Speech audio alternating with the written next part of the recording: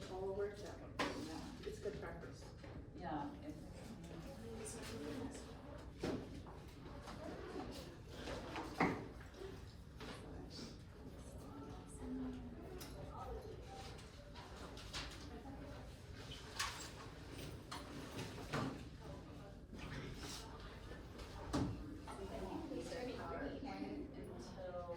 It's After the blanket? after the activity. After the activity. Because they're gonna do the activity by couples.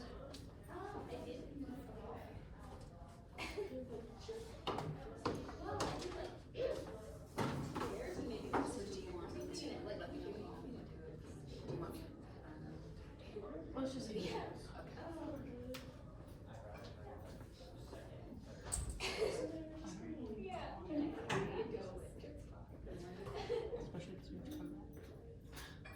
back.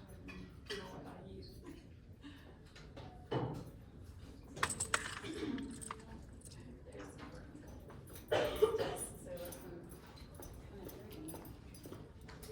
If they're dirty and black, you know they're.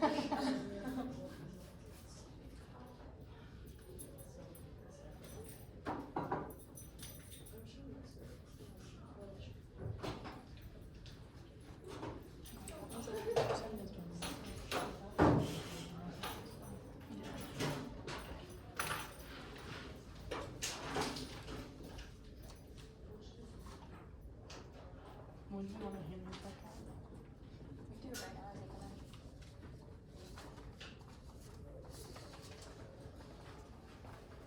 I think, Nicole.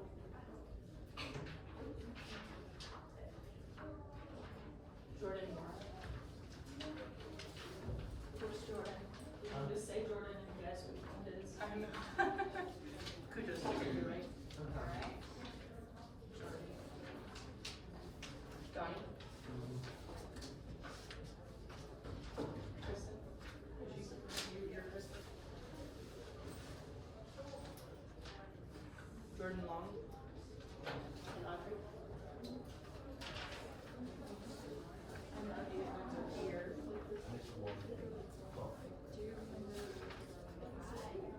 Oh, just trying to choose one. yeah, I mean, I noticed about Buckle today. Yeah, I noticed this one. I like it. Do you still have one? Yes.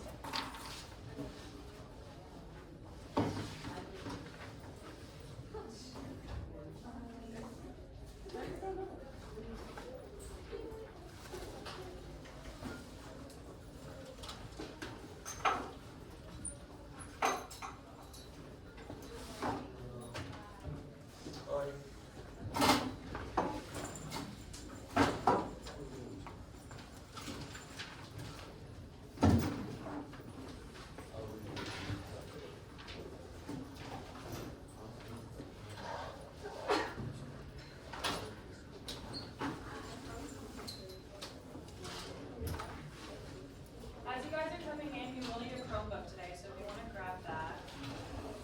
Or a computer.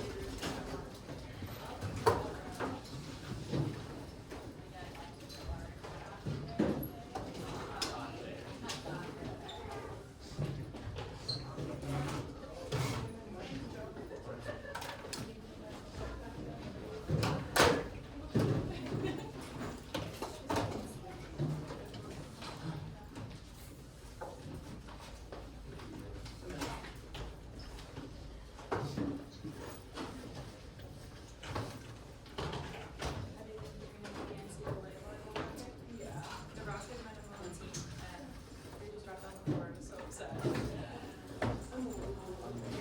Okay, so they dropped. Well, Nebraska's so young. They're all freshmen. Yeah. But their freshman class is yeah.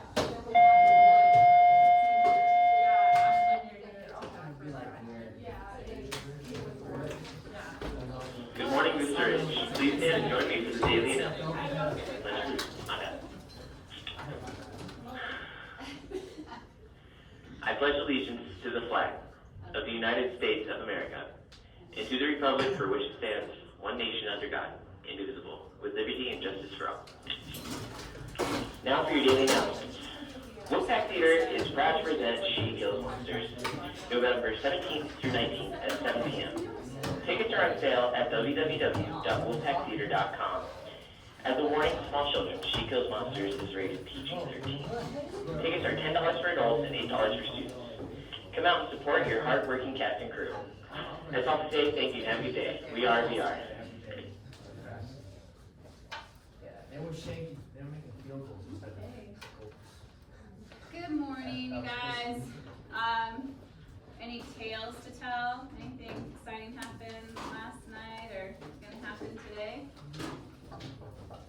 Any games going on?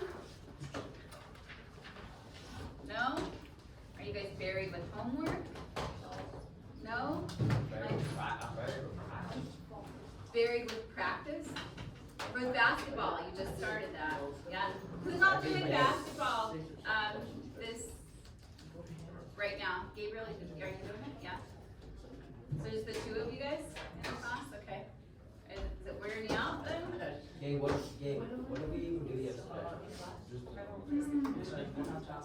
So Gabe, you tired? You tired? Okay. Not. Are you extra tired from practice? No. I'm gonna go ahead and take attendance, and then we'll have Miss Bowman and Miss Stump. They're gonna do the lesson today. There'll be some review of the last lesson. They'll kind of tell you what they have planned.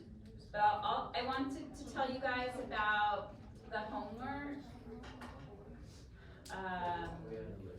Remember, did you guys do your homework? Yeah? Okay. What I'm going to do is just put it out at the table. I'm going to stamp it if it's done, but I'm not going to collect it. I'm going to put the key. I have the key on Schoology, and you guys will turn it in on Friday. Wait, do I see you? Yeah. I see you Friday. Okay. You'll turn it in on Friday, but in order to get a perfect score, I mean, and I guess that's not the ultimate point. The ultimate point is to make sure you understand how to do it and make sure you're doing it right.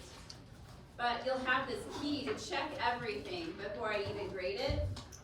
So make sure you're using the key on Schoology. I'll post it, and that you've got it finished by Friday. But today I'm gonna see that if you tried it, and I'm just gonna stamp it, and I'll try to work my way through, and I'll try not to be too disruptive doing that.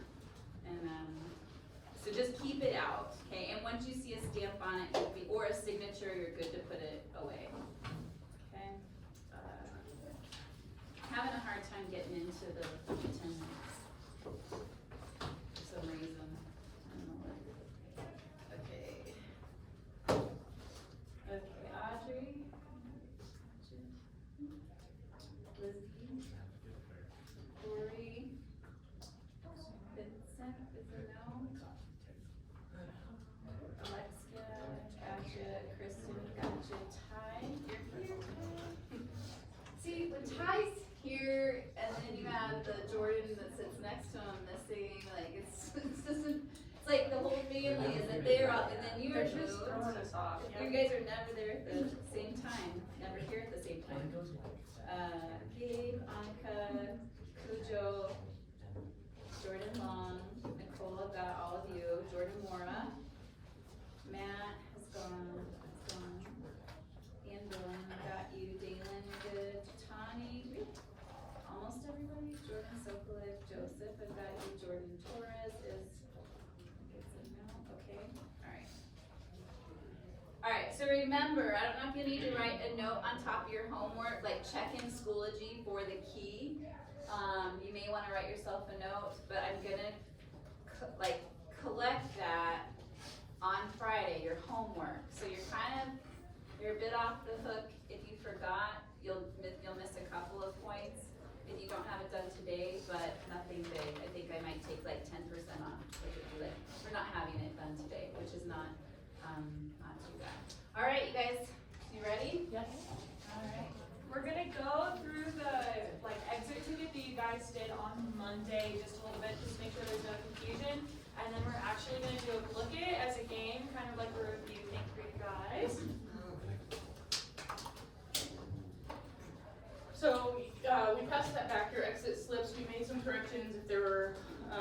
into B&E, and if you want to pull out your notes from meiosis, just to kind of have as a reference, or to use during the booklet today, that's okay.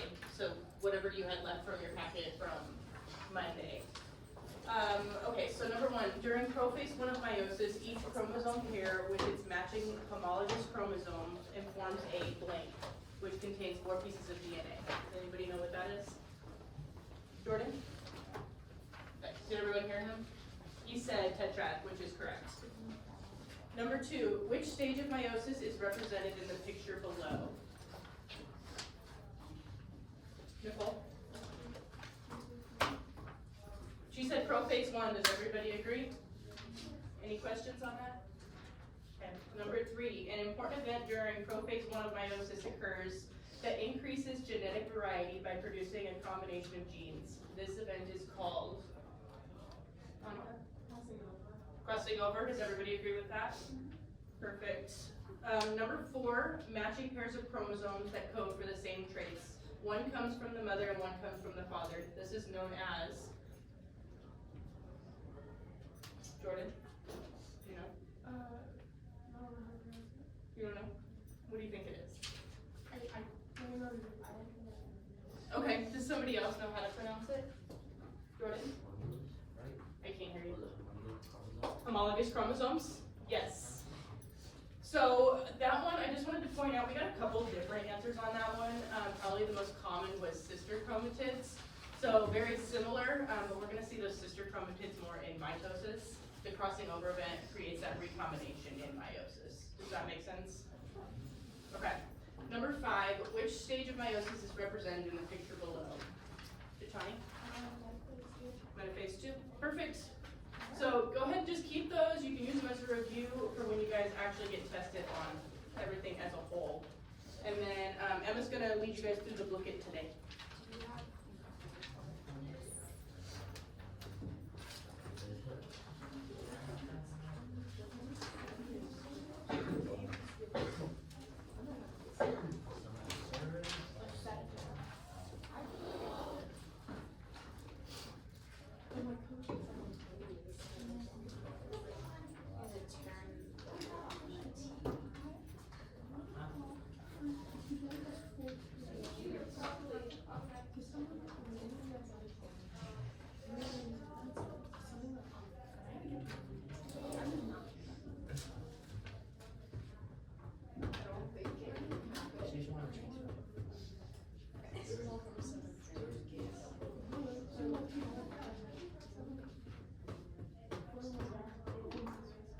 Coming up.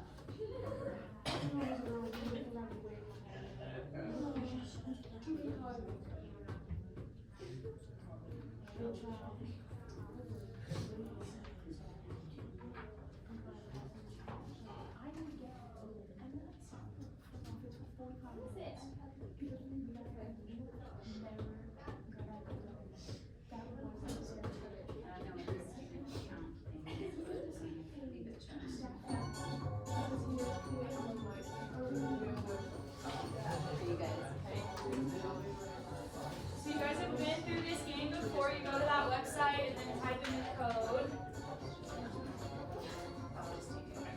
Start seeing names.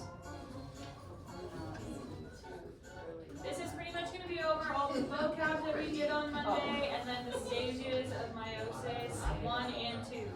They never let me put the name. Yeah, Look at the monkey. I was just got distracted. Oh. I grabbed it.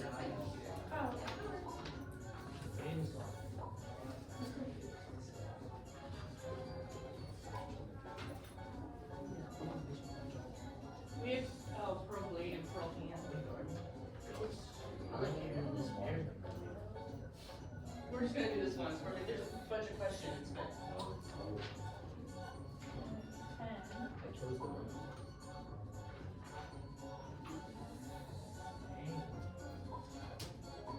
Sorry.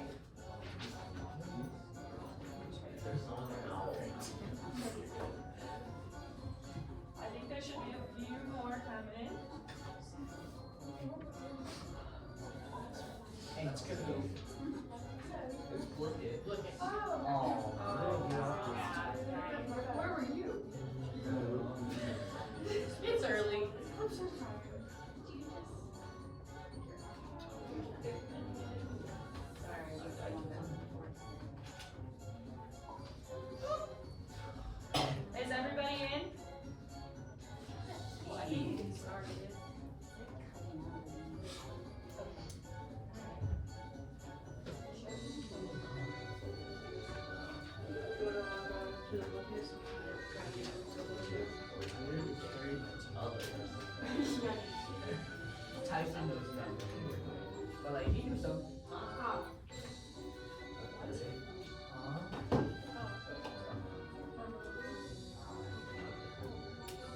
So you're gonna answer it on your computer.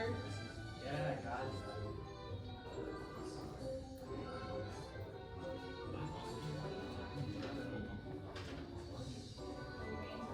Oh wait, have you already read it? No, I didn't.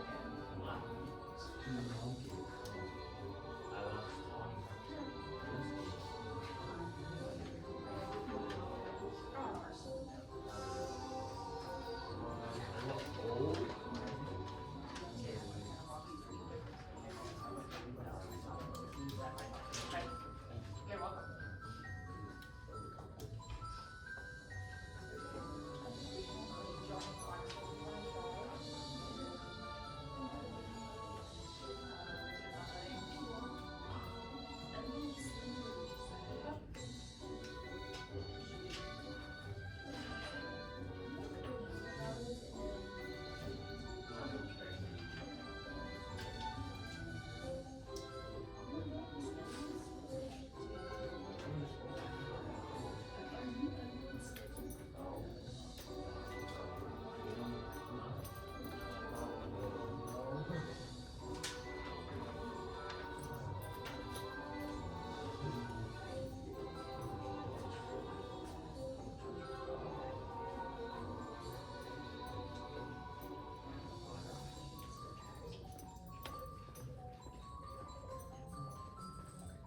And remember, you guys can use your notes from Monday if that helps.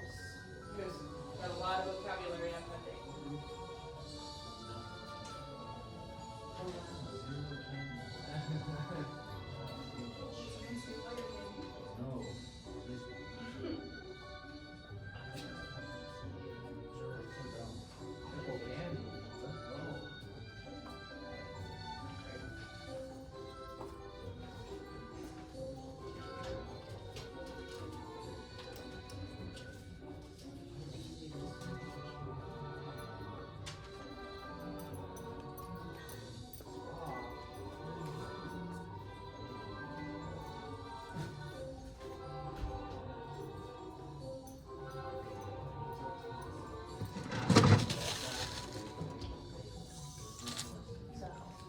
You're not gonna feel anything. No, you have zero. No, you won't. I don't believe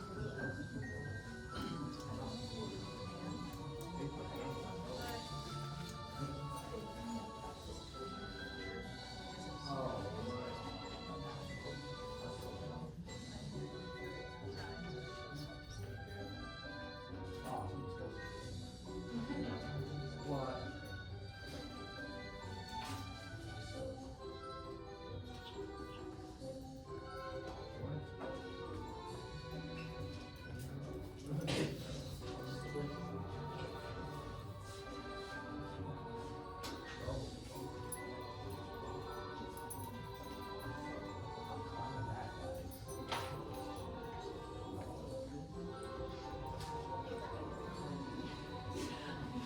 Oh, we're gonna walk in front of you.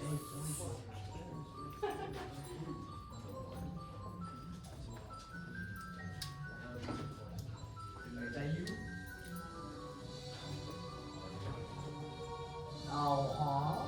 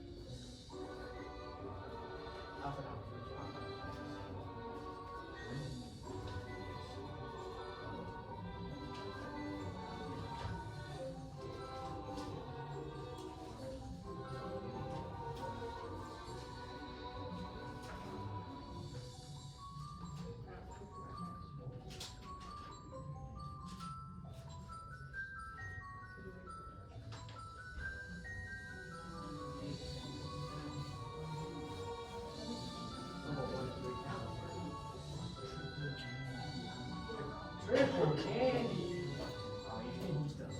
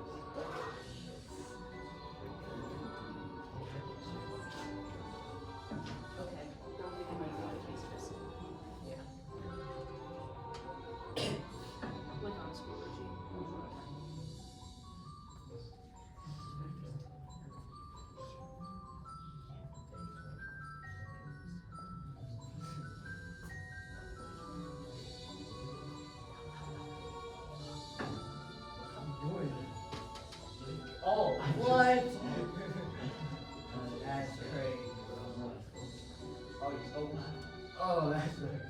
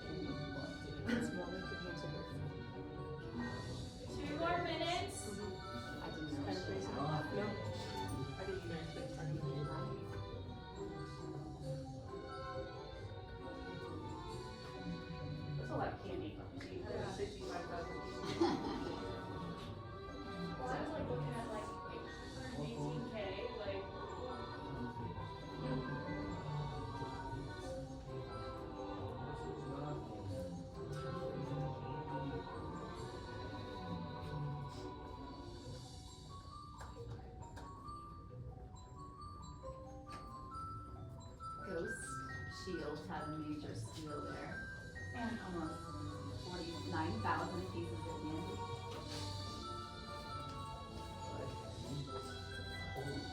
Just their dreamers. Did you guys come up with your names, or did you just pick the names? One more minute. That's not awesome.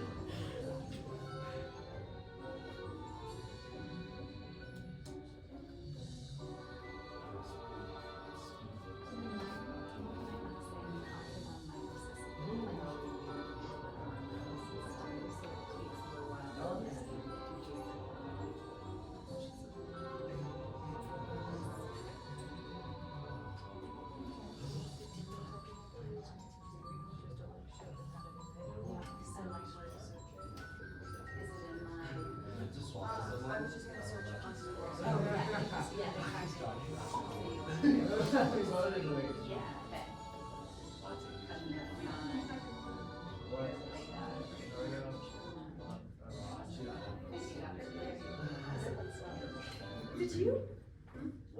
It's still going. It's still going. It's just I took it out. Oh. Final standing. I'll airplay that. You guys got it.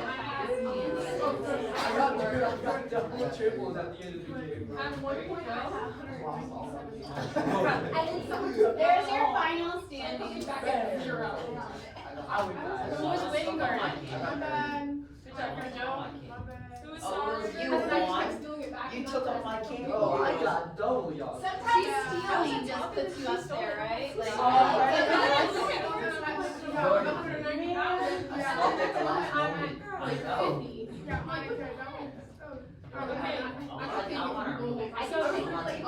Okay, it's just Utah Genetics karyotyping activity. The next activity we're gonna go into, we understand that you're not gonna know much about it. It's an explore activity that we're going to explain after. So don't feel bad if you have no idea what you're doing, but on your Chromebooks, you're going to search Utah Genetics Karyotyping Activity. And when I checked this morning, it was the first one up there. And we're gonna type it up there just to make sure. Is it this? Yes. Yep. Make a karyotype? Okay, I'll kind of zoom in. So it's gonna be that first option that comes up.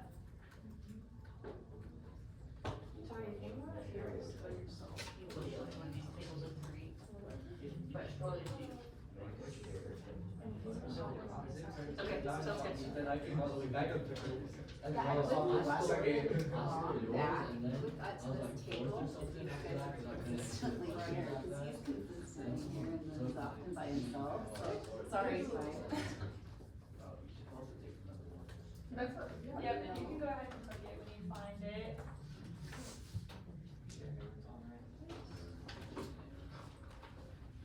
Let me know when you want me to click to this thing. Oh, you can. Yeah, I think you can, because they're all getting close.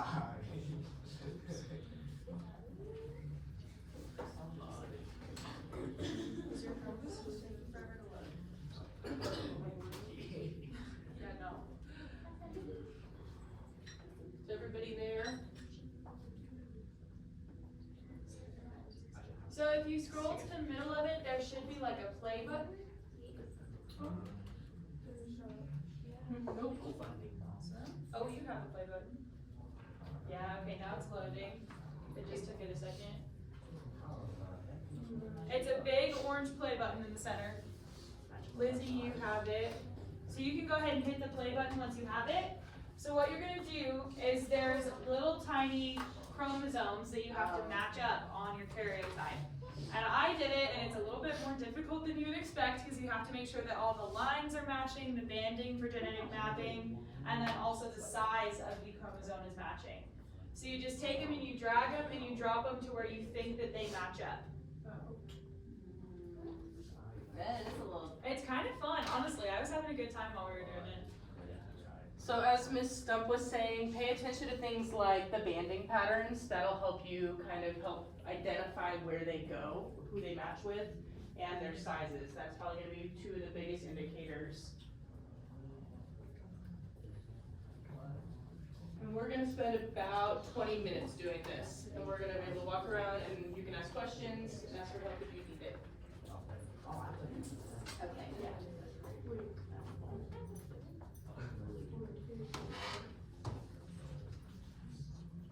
And then if you don't own an airplane, you're good. Yeah, I was wondering how you do it.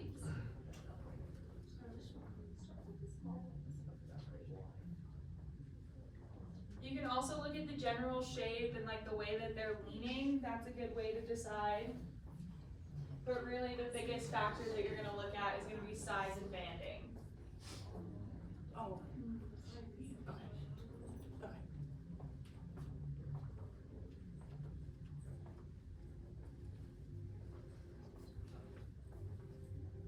As you guys are doing this, what do you think you're moving around? What are these?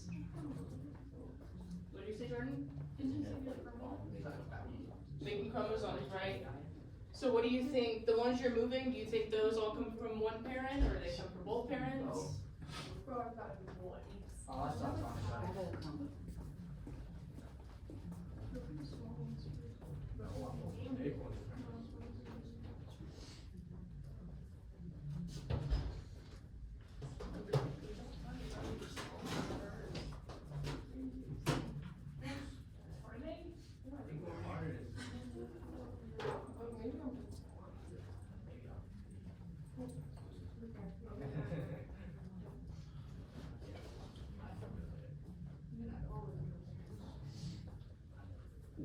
So we're doing like an activity on karyotypes and Matching chromosomes. yeah, matching chromosomes up. So you'll just search Utah Genetics Karyotyping Activity and it should be the first one that comes up.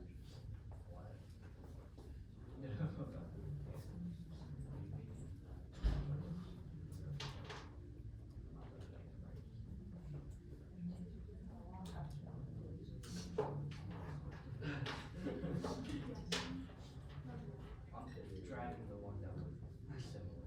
Bless you. You don't know anything about it, that's all we ask. This is a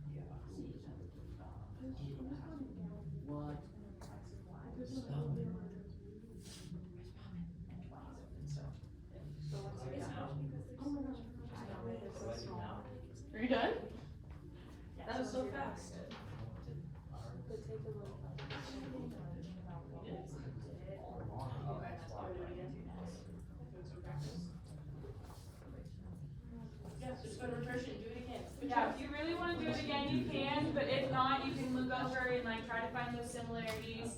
Think of the strategies that you use to put them together, because that's really going to help you when we're going into our next activities on karyotyping.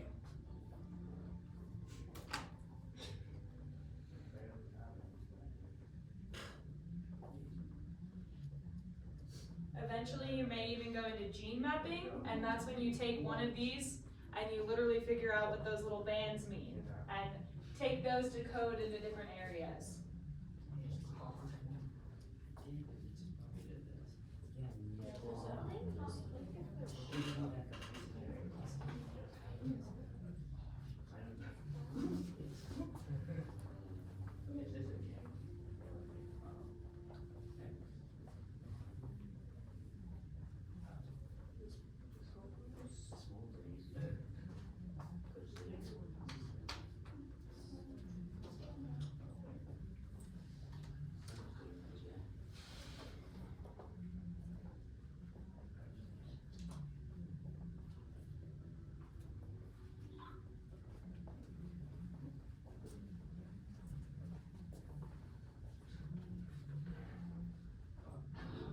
Oh, the X, not the Y type.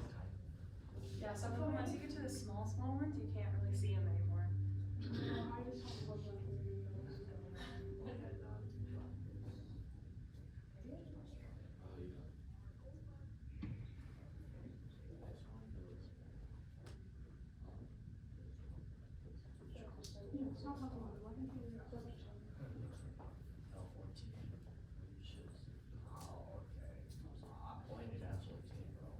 For those of you who are done, start thinking about why we would make you do this. Like, why do we want you to match up and look at karyotypes like this? And chromosomes.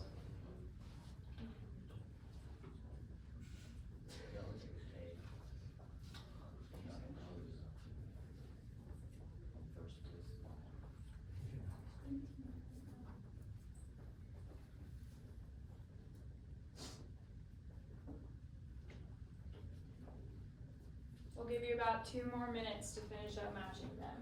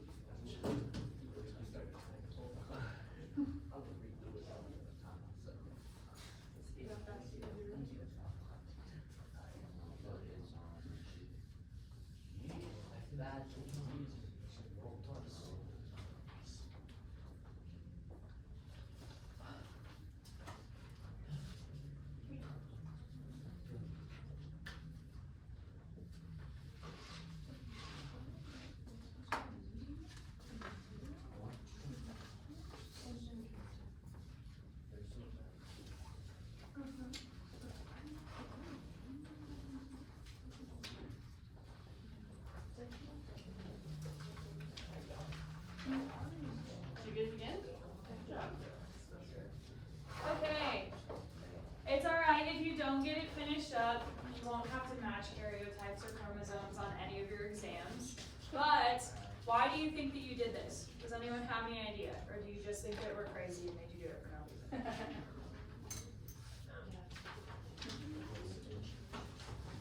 Anybody? We're going to go into a PowerPoint that has more ideas, but do any of you have an idea of what you might have been doing with that? Or why genetics and chromosomes are important? Like, why do we even study this?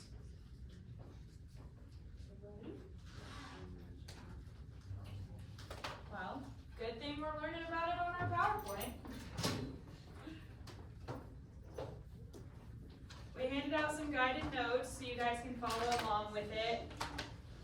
And if you want to exit out of this chromosome page, you can, but if you want to be looking at it during our PowerPoint, you can do that as well. One minute.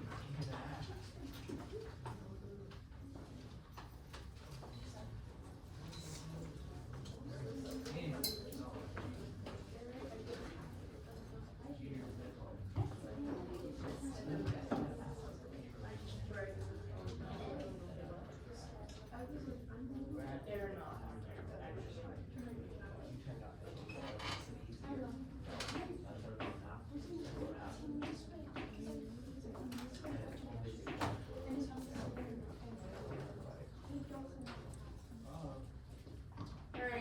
let's go ahead and wrap this up. We're done with the computers after this, so you can close them up, shut them down, whatever it is you guys do for your normal protocol when you're done using them. It's really whatever you want them to do. I don't have any more. Okay. Alright, and then as Stuff was saying, we did hand out some guided notes, so you can use those to follow along and then use them to study later on. I'm just curious, what did you guys find that was the most challenging when trying to match up those chromosomes just now?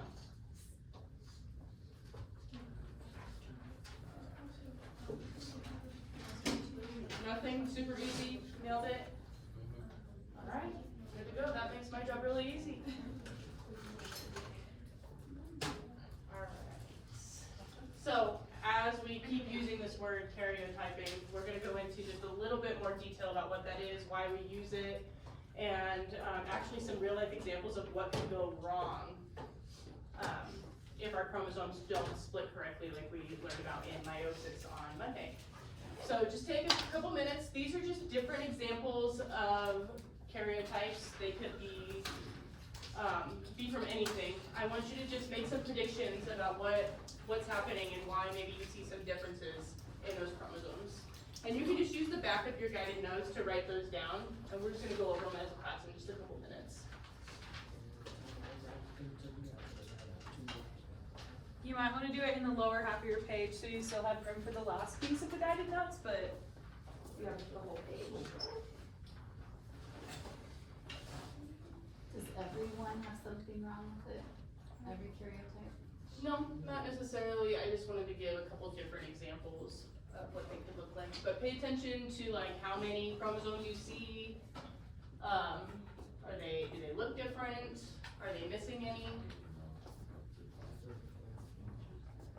One of them has 3 X's.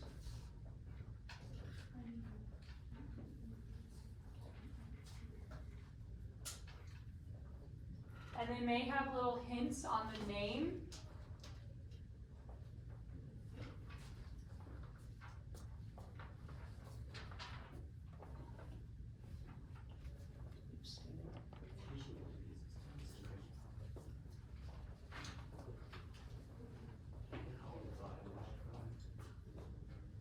It's got 3 chromosomes and I've done some tissue that's the basic.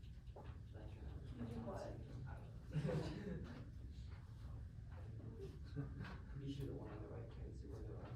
19, 20 is bottom up there. One giant triple X. You ever seen like those old hit cartoons? Alright, Ty, what do you notice that's different Like those between old weird models with between X's those? on 'em? The one on the right has 3 X. This one? Yeah. Yeah. Isn't it triple The X? 3 on that They X. basically like. Do you have any idea what that might mean? You have a guess? I don't know. Okay. Do you think that has something to do with a sex chromosome or an autosomal? Sex chromosome? Yeah. What else do we notice that's different? Vincent, I heard you say a couple things. What do you think? Which one? Any of them? Oh, one of them has Down syndrome. I think it'd be the bottom left, because it's got 3 chromosomes. Isn't that one, in the one that gives you Down syndrome? Could. Yes, that is a possibility. So something to pay attention to is, so you're saying there's 3 chromosomes on 21, right? Yeah. So depending on which number, that also tells us which syndrome or disorder is taking place. So yes, that's a great guess. All right, one more difference. Anybody? They all look different, yeah. And I don't think I have an example up here, but sometimes, so pretty normal is to see the 2. Sometimes there'll be 1 missing, and that'll create an issue as well. So we'll go over an example of that in just a minute. All right, you'll go to the next slide. So why do we do this? Any guesses?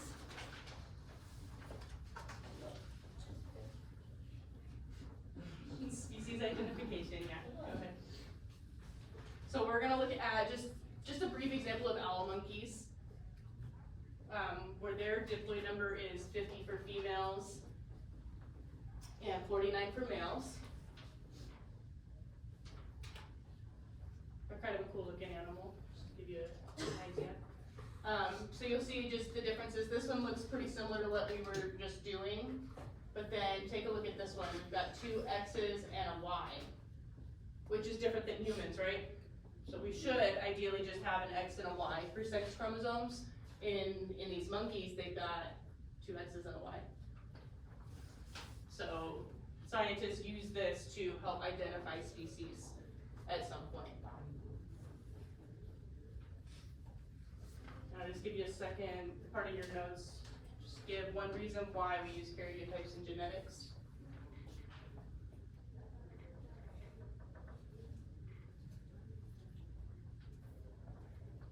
Perfect. So we're going to focus on human chromosomes. So a karyotype is a picture of chromosomes. As we have learned in the past, you have 23 chromosomes from dad. That's from the haploid sperm, and 23 chromosomes from mom from the haploid egg. When they come together, they make a baby. There's 46 chromosomes, making that a diploid zygote, or a fertilized egg.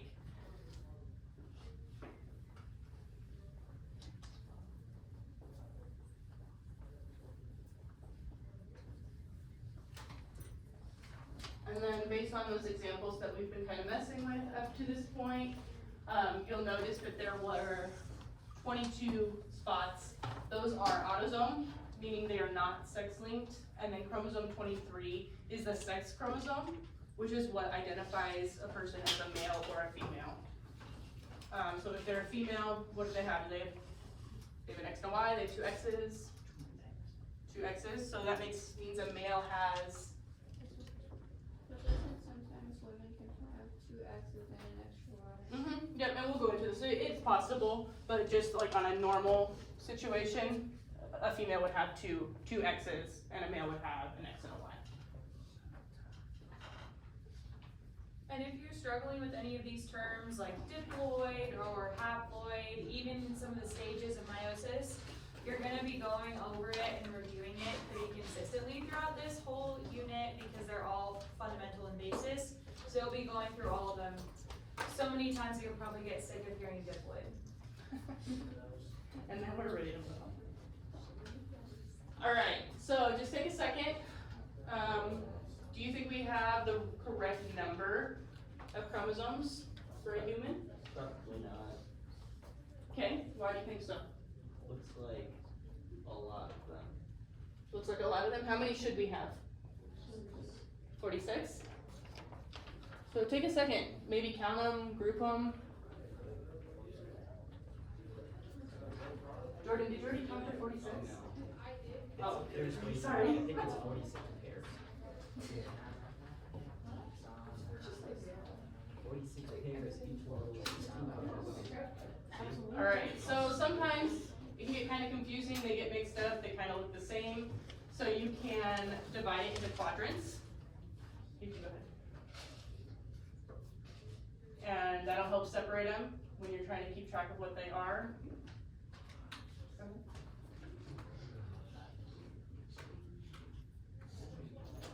So if we add all those up, actually there are 46 there. So this is representing a normal set of chromosomes.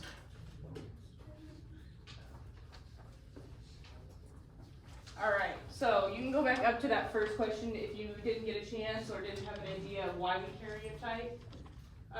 Another reason would be detecting disorders that result from non-disjunction. Does anybody have a guess on what non-disjunction is? And I just gave you the answer because it's on the board, but.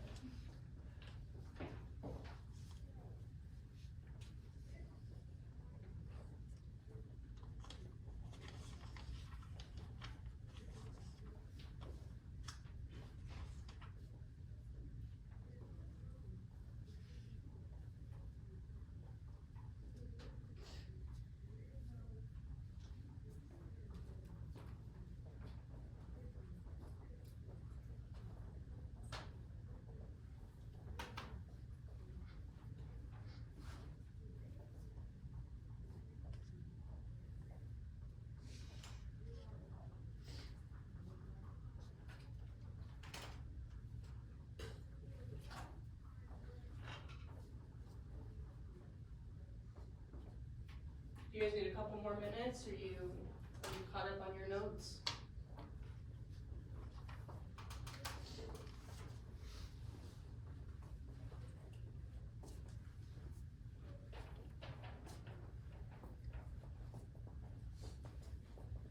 Alright, so Vincent, you had made an observation, in the first slide that there was 3 present, right?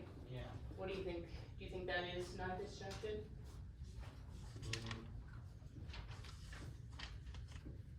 Probably not. Probably not, how come? It wasn't sex cells. Or, Be- Because of where it was, which number it was on? Yeah. Okay. So non-disjunction is an error during meiosis where chromosome pairs don't separate into different sex cells evenly. So I understand what you're saying. I just want to illustrate that in a normal karyotype we see these evenly split into 2. So anytime that we see one missing, or if we have 2 X's or no Y, those examples, those are all going to be examples of non-disjunction. And that happens during meiosis. So something happens in the process of meiosis and something goes wrong. And that affects our chromosomes. Are we good?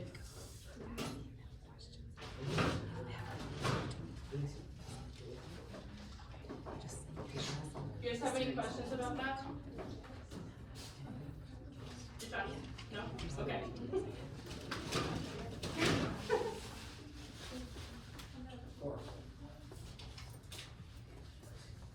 I'm just gonna give them just a second so that we're all together.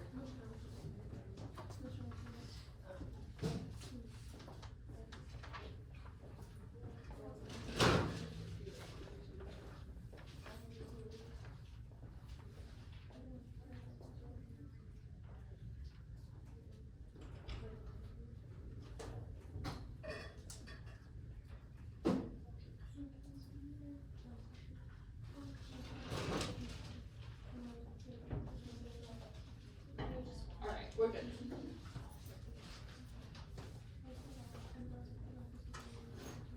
Alright, so as we just went over, we know that non-disjunction leads to chromosomal disorders. From Monday, we learned that meiosis is the process where chromosomes are separated. And we know that that happens 1 or 2 times in meiosis. what? Twice. And when it happens that second time, we end up with diploid cells or haploid cells. So in that first separation, we get diploid. And then in the second one, we get haploid, which is why we end up with 4 individual cells. So in meiosis, we'll see non-disjunction a lot because those chromosomes won't come apart, or something will happen during crossing over, for example, and they'll fail to separate or they'll fail to combine. Sometimes you'll get 3, sometimes you'll get 1, but it results in an abnormal number of chromosomes. So there's a little illustration here. You'll see this is proper disjunction, where those chromosomes separate and pull apart into chromatids.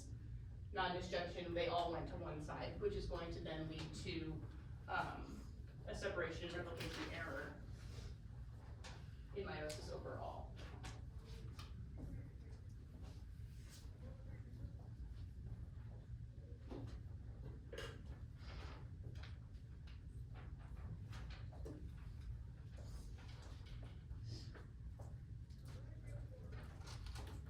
So, non-disjunction is one of the main ways for you to get a chromosomal disorder, but there are a couple different things that can happen.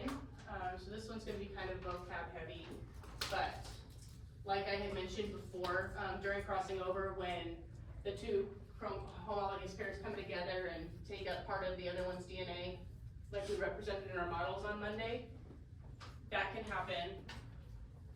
And it can make some of these a little bit longer, shorter, some of them just disappear.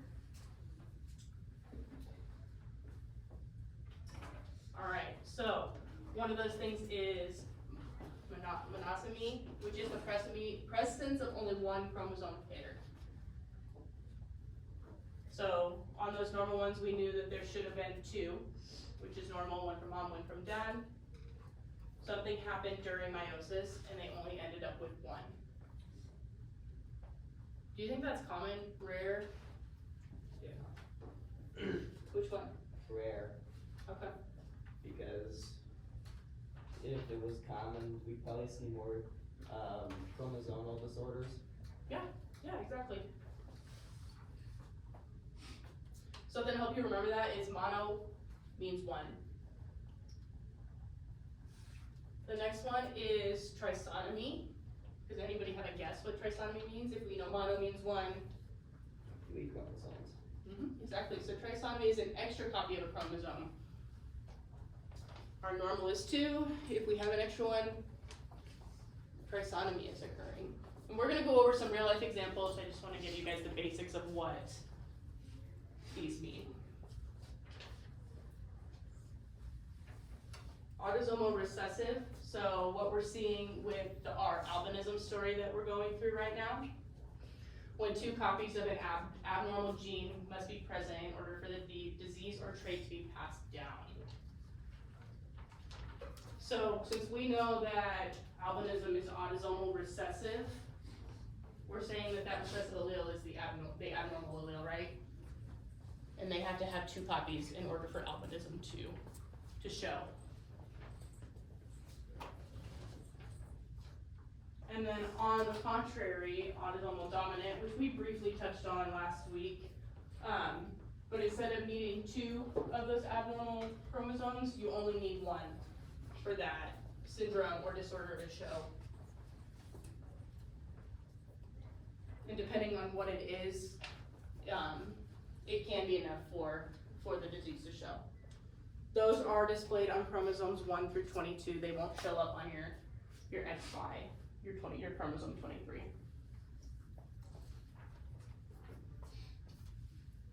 And if we know that it's autosomal, does that mean only men can get it, only women can get it? Does it matter? It's irrelevant. It's irrelevant, so it's equally, Yeah, equal genders could get it? Okay, so if we have a sex disorder, that means what? It's in the name. Okay, can you elaborate on it a little bit more for me? It's a sex disorder. What does that mean?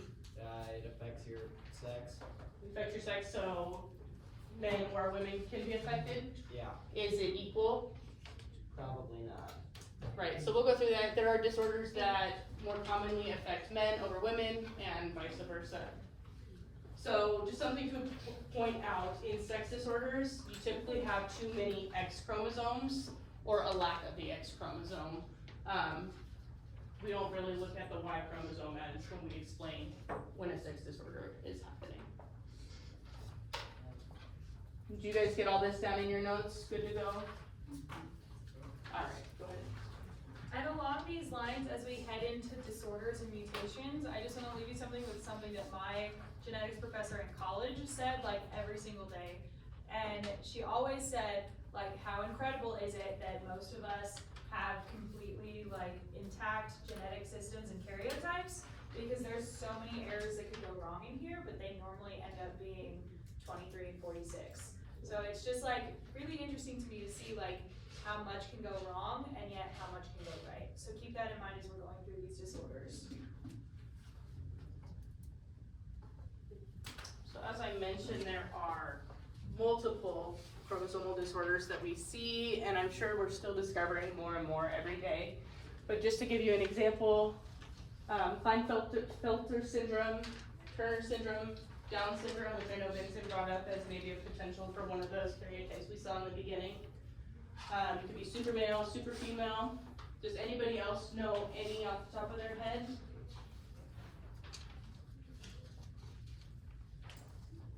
No? Alright. Yeah. I'll just go through this. Alright, so Down syndrome. We know noticed, or I'm sorry, Vincent noticed, and you called it out as Down syndrome, there's trisomy present. So remember, that means that there's 3 copies of a chromosome. This particular disorder does lie on chromosome number 21. Sometimes you'll hear this called trisomy 21 or Down syndrome. They're kind of interchangeable. They mean the same thing. They produces mild or severe retardation. A lot of these people, they may look a little different, they may act a little different, but for the most part, they go on to live pretty normal lives, just like you and I do. They'll see low muscle tone, small skin folds at the inner corners of the eyes, may have smaller ears, hands and fingers, or shorter neck, or you might see that their eyes slant upwards. So that picture represents pretty much everything that I just described, and that kid looks pretty happy. Looks like he's living a pretty easygoing life so far, even if he has that chromosomal disorder. Do you have a question, Vincent? No. Okay. Go ahead, yeah. And then Turner syndrome. Here's gonna be an example of a sex chromosome disorder. So like I had mentioned before, sometimes you only see those affecting the X versus the Y. This one is showing that you only have an X chromosome, resulting in a female, because there's no Y present. Some symptoms of this syndrome include short stature, a bull neck, broad chest. They can be sterile or have webbed toes and fingers.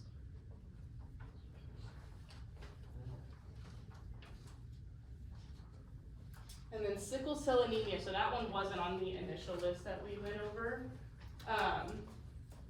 You guys know what normal red blood cells look like? Yeah, they look like dinner plates, like little circles. Like dinner plates, yeah, that's a great example. So when you have sickle cell anemia, it changes the composition and the shape of your red blood cells. Like a sickle. Yep, and they look like a sickle. I remember it makes it harder to attach oxygen to the blood.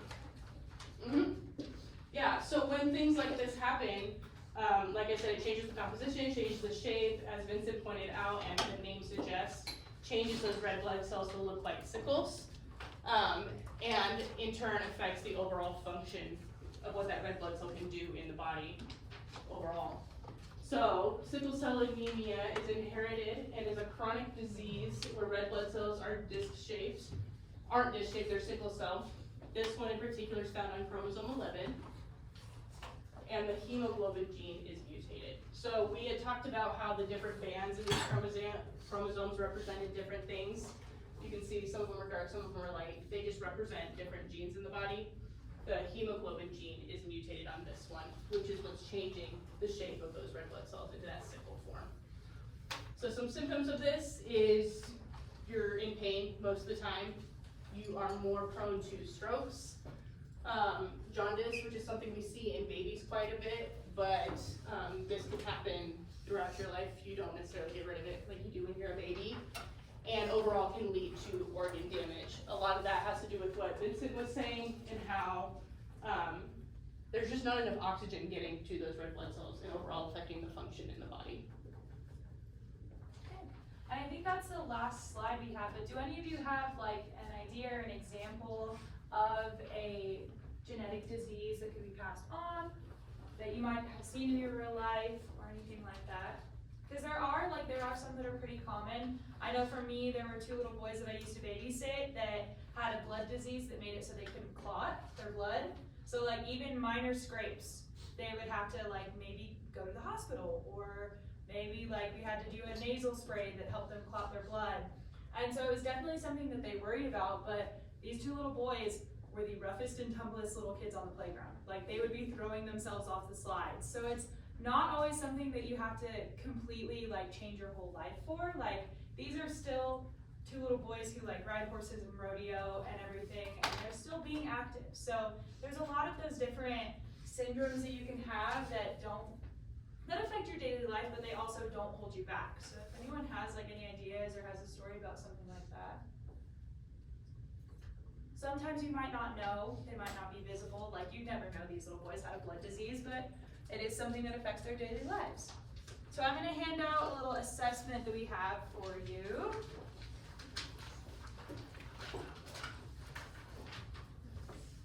What's a super male? Or a super female? We didn't have that one on the slides. Nope, and so let's do this, because we're gonna have a little bit of extra time. Let's go through this assessment, and then since you guys do have your Chromebooks today, you guys can do some exploratory work and kind of look up some details on some other chromosomal disorders that might be present that you're interested in after hearing this. Does that sound okay? We'll do the assessment. So you guys Yeah, we. what are you gonna do?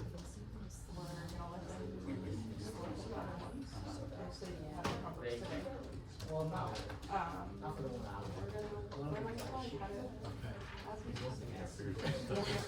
That's valuable. That's valuable.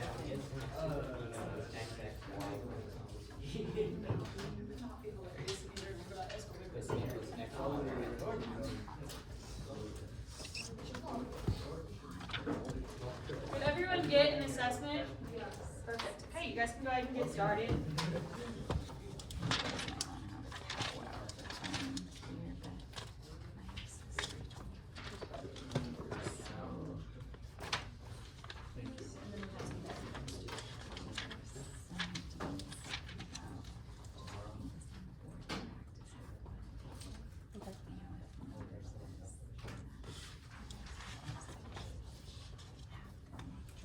And you can use your notes to work on this. If you have any questions, feel free to ask one of us.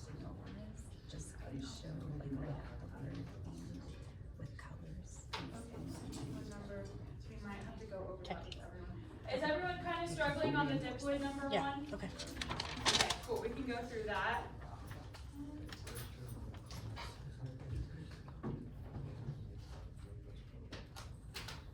So the first one, what is it, 2N?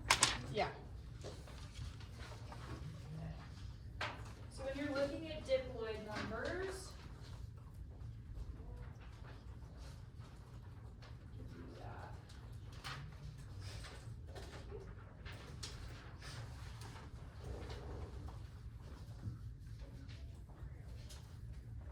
okay, so when you're looking at diploid numbers, you're also considering your haploid numbers. Does anyone remember from like the PowerPoint we did, or from the look at today, we had a question about diploid and haploid numbers. Does anyone remember kind of how they were described or want to draw it up here?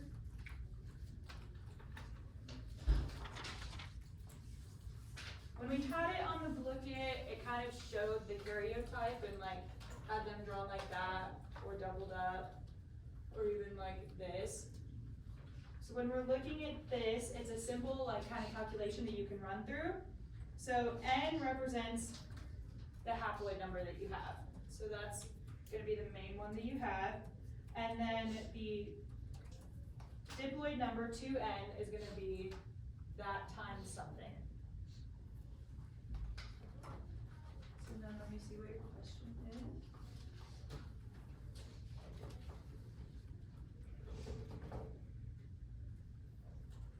So when we're looking at so that's from their basic karyotype that they have? Okay. From So a we looked normal, at that yeah. karyotype that had a normal karyotype. And what is the amount of chromosomes in a normal karyotype?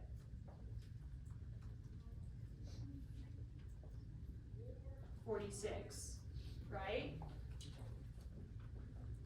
So our 2N is going to be half of that. Because when you have your N number, and 46 is your total, so you're gonna work backwards, and it's gonna be 46 divided by 2, so that's gonna be the 23 that we have.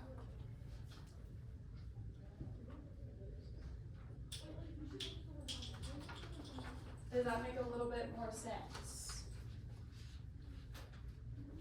We can go over diploids a little bit more once you're done with this. We have some questions in your book right now that kind of can give you a full N number, and then you can work backwards, so we'll do that after you get done with the assessment. Yeah. No, that's the link you used when you were building your karyotypes at the beginning. So if you wanted to use it as a reference while you fill this out, you can, but it's not necessary.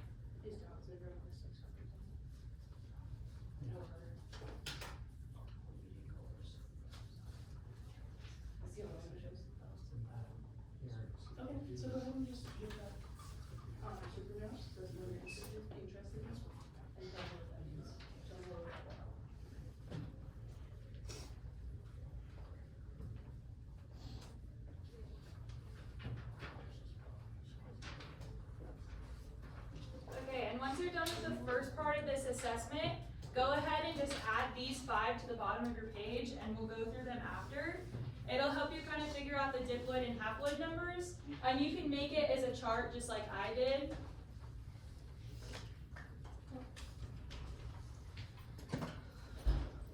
I can draw boxes around it if it doesn't look right to you.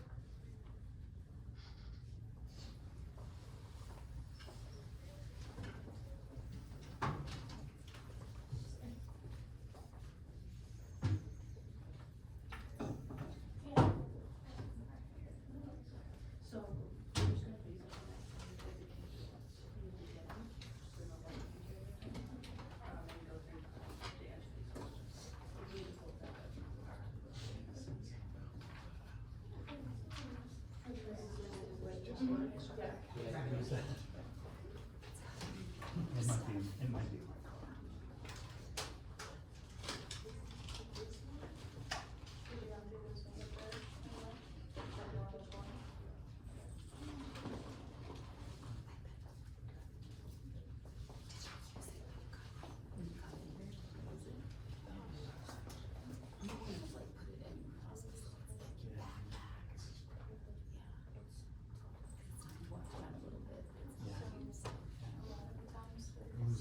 No, I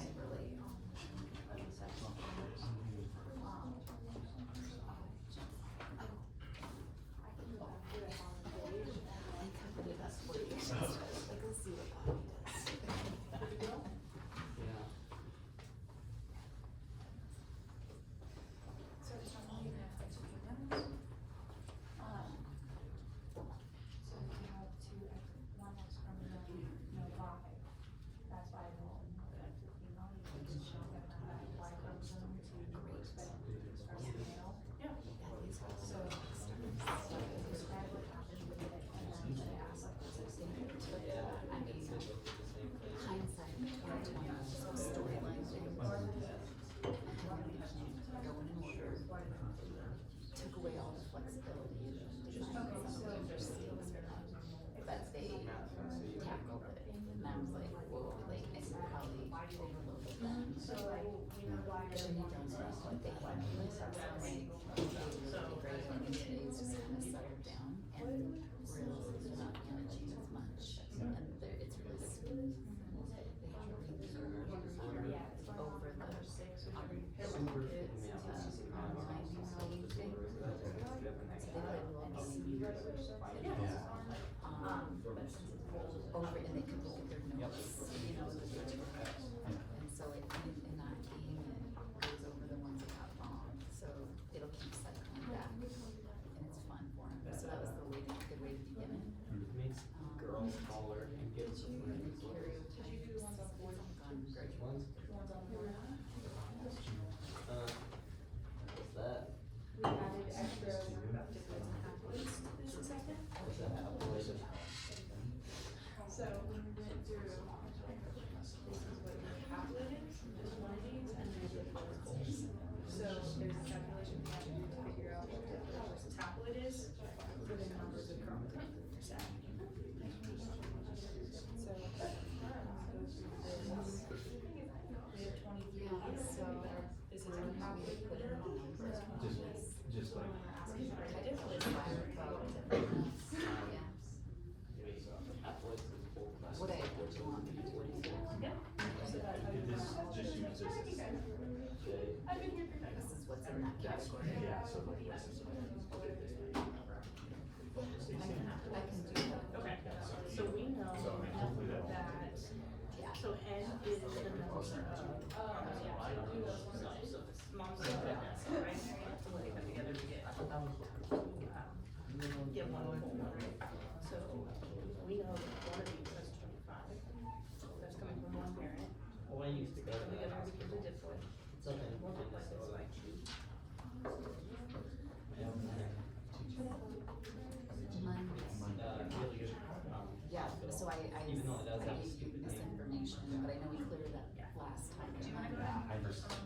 Monday. Okay, so you take that off.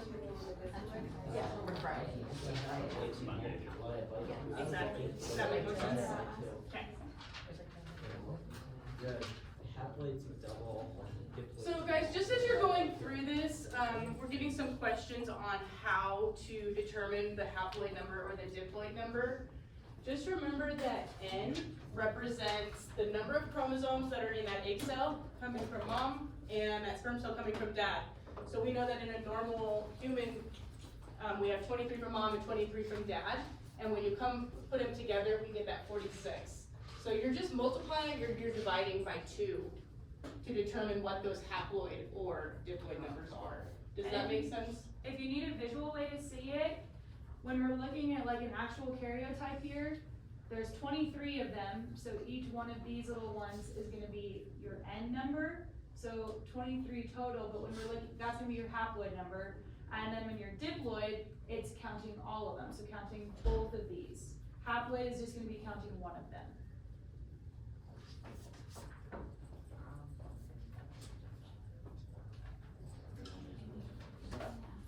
End of meiosis. She just said.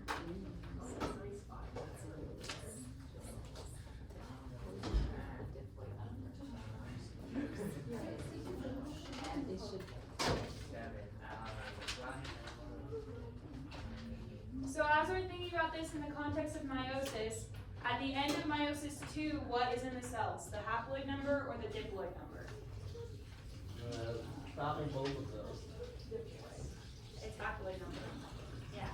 Because at the end of meiosis, when we look at it, we have the 4 cells, and they have however many we have, but maybe like that. And then, is that haploid or diploid at the end of meiosis 2? It's haploid. But at the end of meiosis 1, we only have 2 cells. And they're a little bit more like this.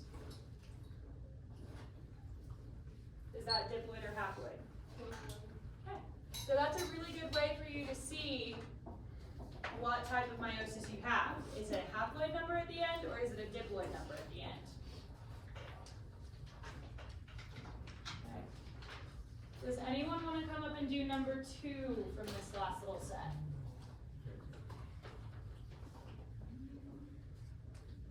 Is everybody getting finished with it? That's another thing.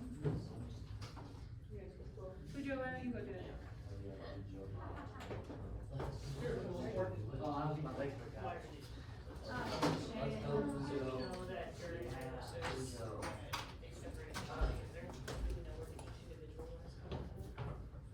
Okay, so we know that during replication, we get one from mom, one from dad. Good. And then they create a pair. So that's why. So we get, they're gonna create parents, one of their own parent. Go ahead.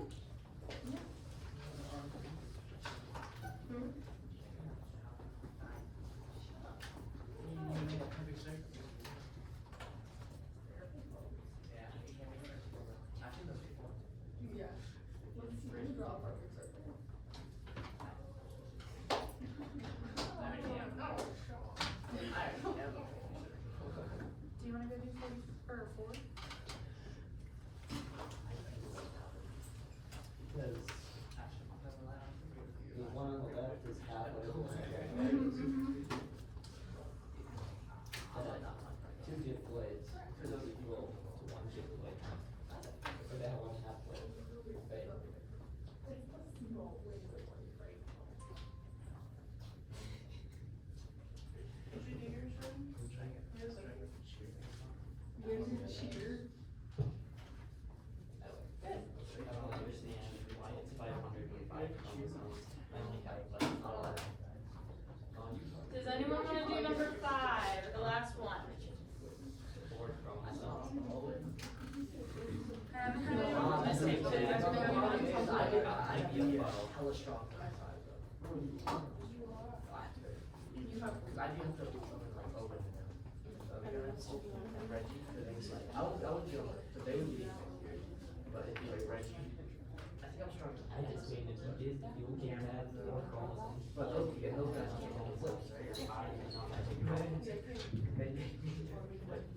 Why it could be a flop? Well, like it's soup.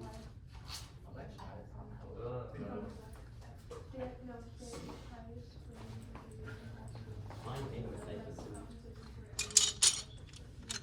Alright guys, do you have any questions based on the answers that have been put up here for haploid and diploid?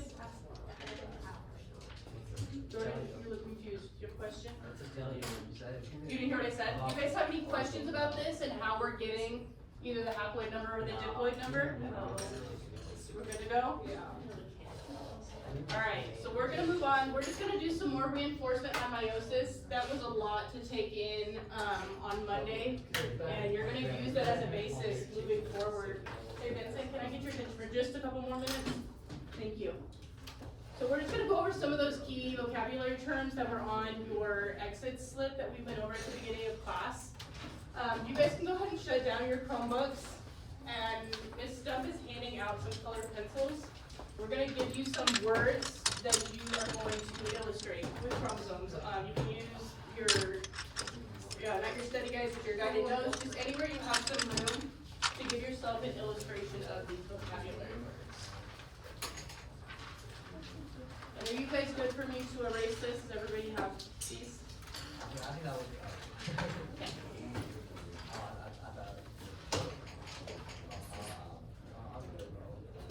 You're gonna break it.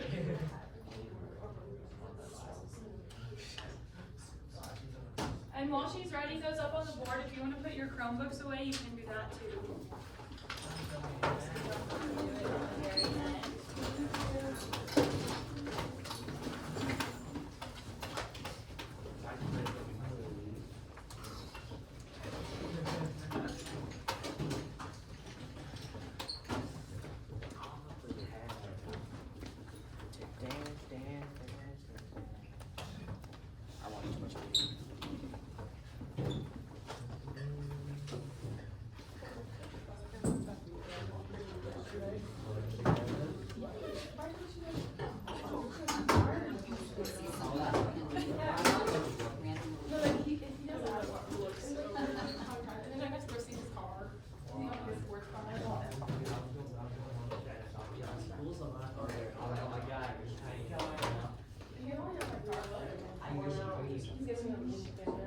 No, I checked them out. They're usually just safe there, but they're I don't fit in check color. Yeah. Yeah. Irish green is a thing you represent with email. Literally can't go anywhere back. I mean, it's good with coffee. Oh, monkey.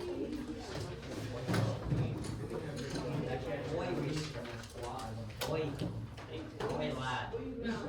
Irish green. Depends on the day. My favorite green.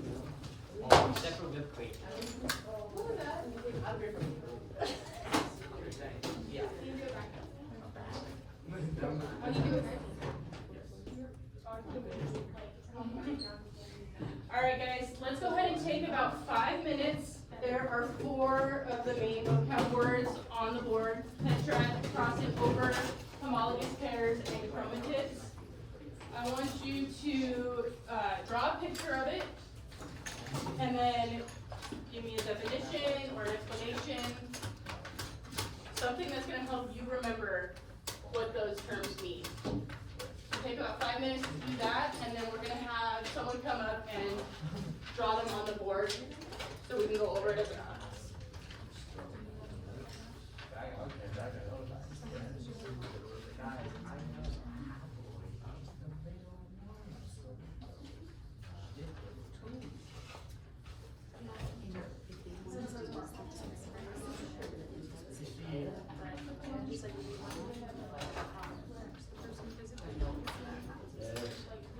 Yeah, I know what they do. If they're struggling.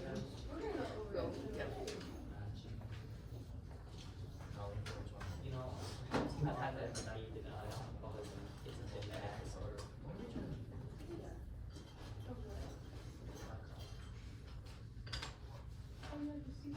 Which has been like saying our excuse for 500 years. Number one girl rated Yeah. 1649 on the hardest course in the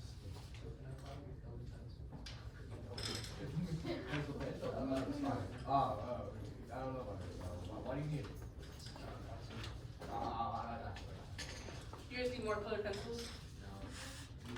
I can always bring more, Oh, it wasn't. not white, ideally. Y'all just let me do that too. Anyway, that still helps me out. That still helps me out.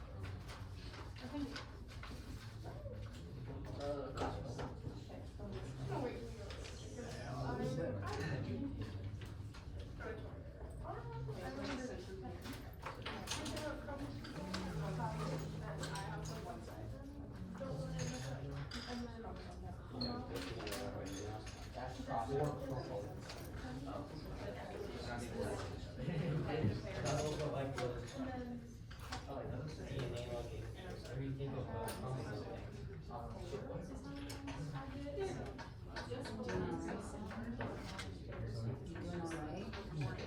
Stressed to the hills? Are you stressed out to the hills?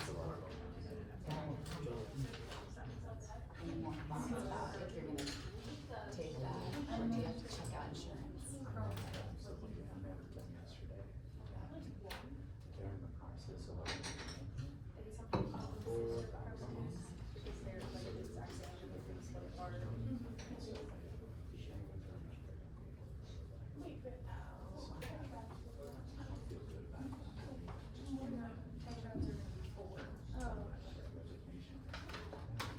You don't know, right?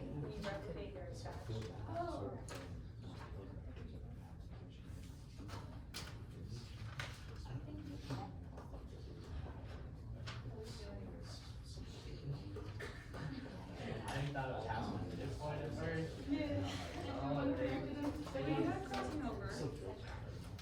So It's what not is it? easy, and it can, a lot of the time people are gonna need the code and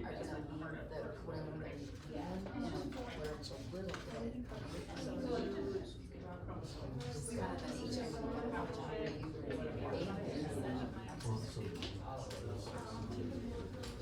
What's inside?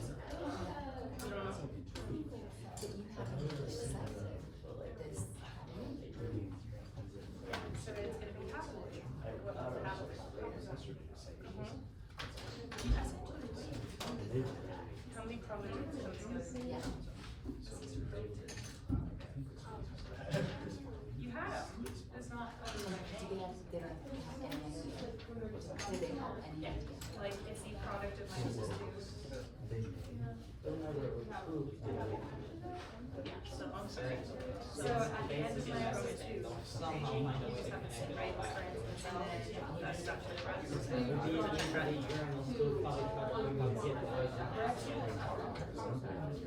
always think of my sister from it just because for some reason my genetic professor showed us like almost like a switch to describe what was happening in her sister. And the sister and the kids are like being separated. I had to leave it and get it back in every day. Watch. It makes sense when you see it. Yeah. I get that.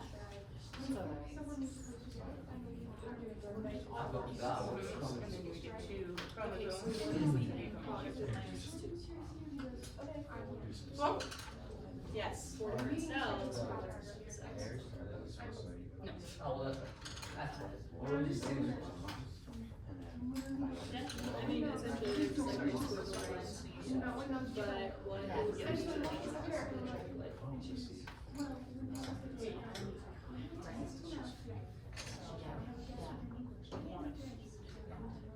In a couple of weeks, it'll be all settled. Settled a little bit.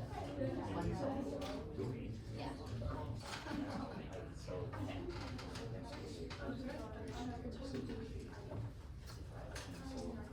I think I'm on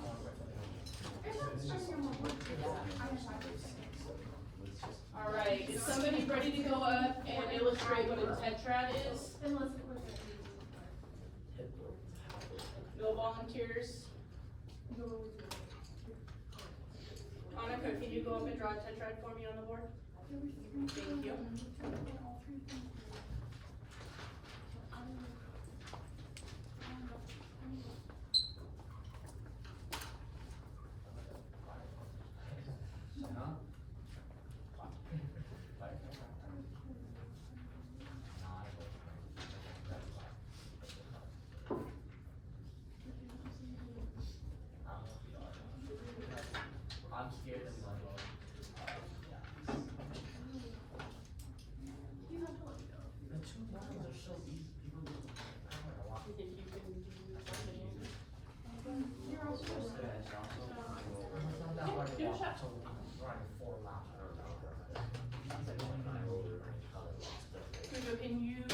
once Nicole's done drawing crossing over, can you do homologous What pairs? happened yesterday?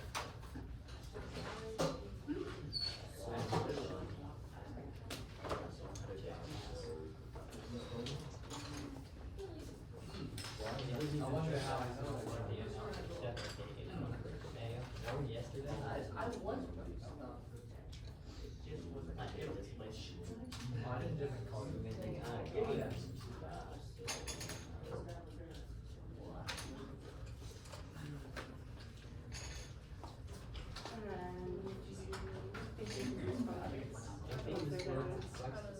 Okay, so let's start. Maybe we'll get caught next time. What? I heard I hope I fail. There you go, Jordan. That's your Yeah. What that you guys What? Well, what is that? I don't know. Hey, Jordan. And that was just heavy. Everybody's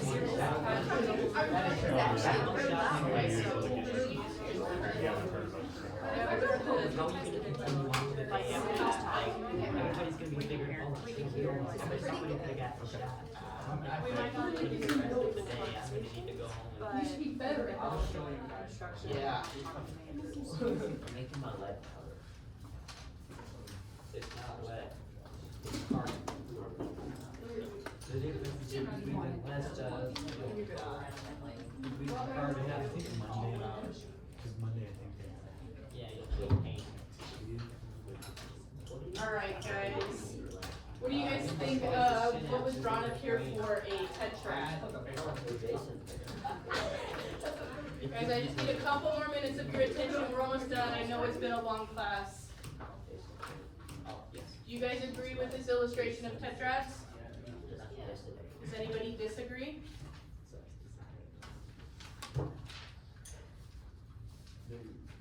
Okay, so based on your notes, a tetrad is composed of four when four come together, right? So we have two chromatids forming this chromosome and two chromatids forming this one, forming a tetrad. Which phase of meiosis does that happen in? So just right after prophase 1 getting into metaphase is when that separation happens, right? Okay. Crossing over, can somebody explain crossing over to me?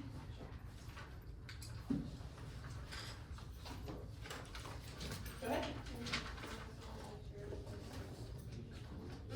Yeah, so if you can't hear her, she's saying that crossing over is when the two chromosomes come together and share genetic information. These colors are kind of similar, but you'll just see that both colors are represented and combination happens there. So that's when DNA is shared between the two, and that's how we get variation in our traits. And I'm just gonna make one little change to the tetrad. So they're actually not gonna be next to each other vertically, it's gonna be more horizontally. So that way they're able to share information. So it's not gonna be below, it's gonna be right beside each other. So that way crossing over can occur and they can share information.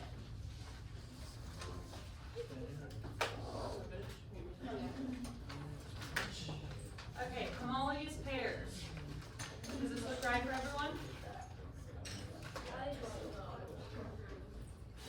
Another way you could have drawn it was maybe like this. That's going to be similar to kind of like what you'll see in regular pictures for homologous pairs. This is technically correct because they're the same in a pair set, but this is what you're going to see in most of like the karyotypes and the pictures that you'll see. And then chromatids. So the last one is chromatids, and I talked to some of you about where chromatids find in meiosis. So was it Jordan? Do you want to say a little bit about like what stage of meiosis chromatids are, and then also what number they're going to be? No, we just talked about it. Okay, well, does anyone else want to talk about sister chromatids, and what stages they are in meiosis? Okay, it's the end of the day, I understand. So the chromatids are going to be in the last part, end of this day, for me. I get to the chromatids are going to be at the end of meiosis 2, because we're splitting up the sister chromatids, and then they're going to be just one in each cell, and that is going to be which haploid or diploid? Haploid. one hanging out by itself of the same kind. Those are gonna be what the chromatids are. Cool. Alright guys, thanks for working so hard for today. I know sometimes we have to go through notes that can be kind of dry and boring, but you guys did really well. Anything that we handed out, you don't need to turn it back in, but just hold on to it for your own reference. Those are going to be great study materials from this point forward. Oh, yeah, you gotta I made it this far, right? That's great. Now we get to I made a pair. That was actually a decently good compare. And make sure that your colored pencils end up back where the colored pencils belong. Another little one hole over there. I don't want to, you don't want to There you go.